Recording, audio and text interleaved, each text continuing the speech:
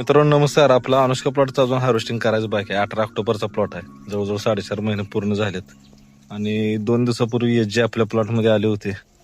Plot पसंत आहे, 2-3 दिवसात व्यवहार करूया म्हटले होते.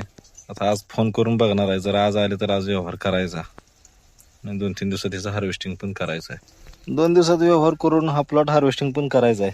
पण आज याला तरी पण पाणी सोडले, कारण पाणी सोडून आता 2-4 दिवस झाले होते. टेम्परेचर जास्त असल्यामुळे म्हणतं थोडं पाणी सोडावं आणि त्याच्याबरोबर आज पोटॅश पण देणार आहे, कारण आता 8-10 दिवस झालं पोटॅश वगैरे काही दिलं नव्हतं बागेला. आणि आज जे आले तर आज व्यवहार होईल असं वाटतं. बघा, परत पाणी देता येणार नाही, त्यामुळे म्हटलं आजच पाणी देऊन घ्यावं.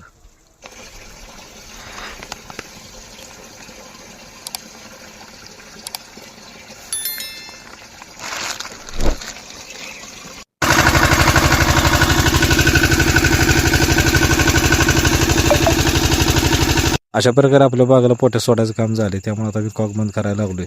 आता फक्त दिवसभर एचजीची वाट बघत बसायचं. एचजी आली की व्यवहार करून टाकायचा आहे. धन्यवाद.